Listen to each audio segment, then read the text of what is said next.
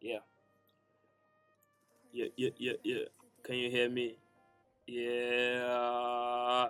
Okay, okay, we are back. So, I still have a cough.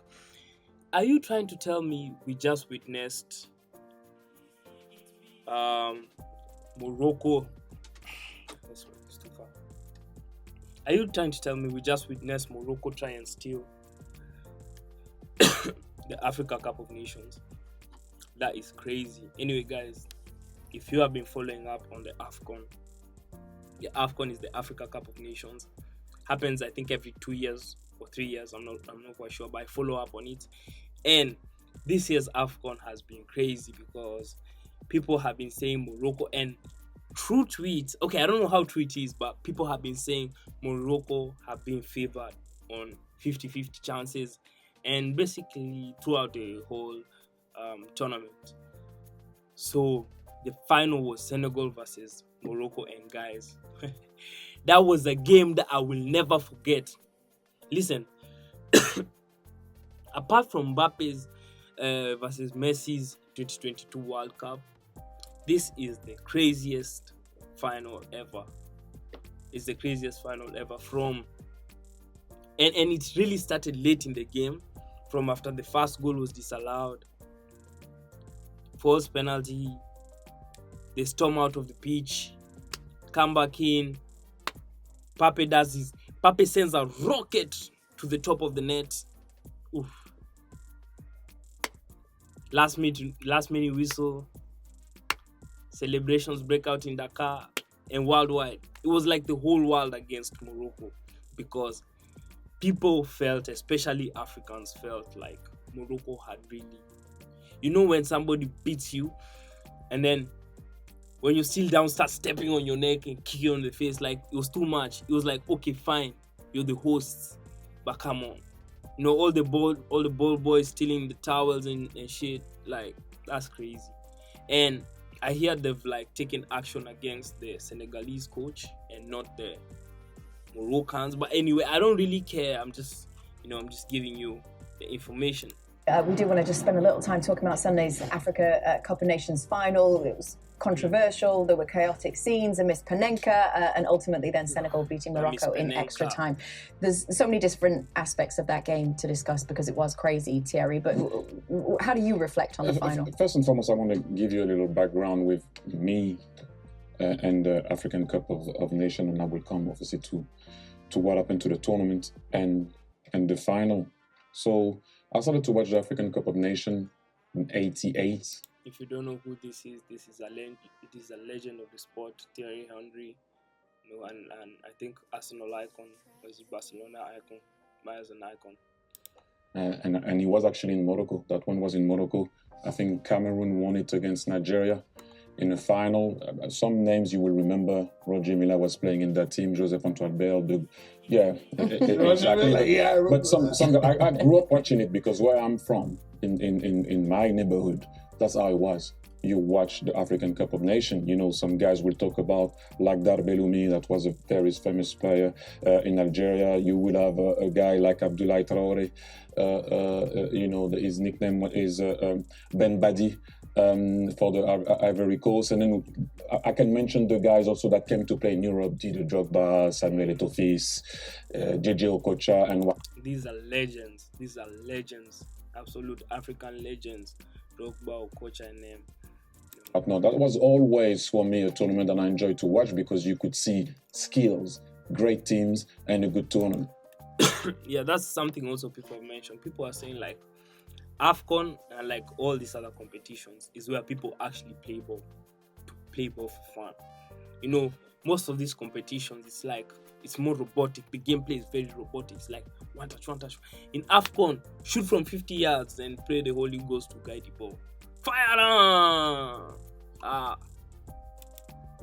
Really, that's my view. That's my opinion. I just wanted to say that because it's important. So I watched it. I watch also this competition. I will always watch it. So to go back to the final and the competition, first and foremost, the competition was outstanding.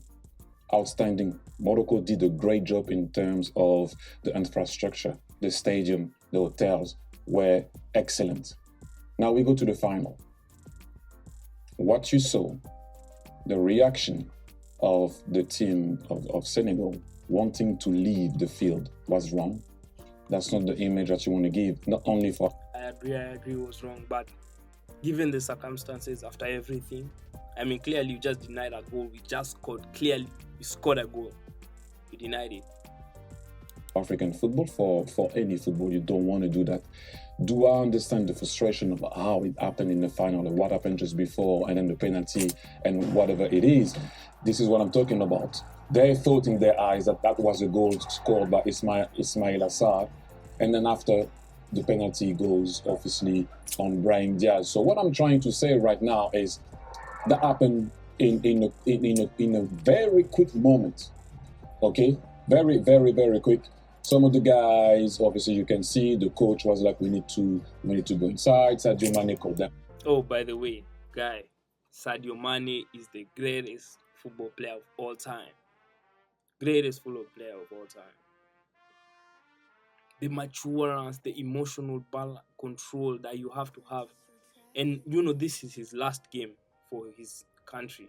This is his last international game, and Mane, apart from being very cool, calm and collected, the guy is a beast.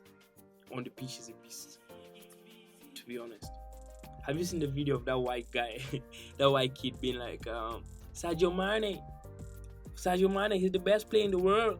I don't do if, buts, or maybes. I do facts. Have you all seen that video? Anyway, the video cracks me up. But Sadio Mane saved African football. I can't even lie. Sadio Mane saved African football, because imagine if we walked out.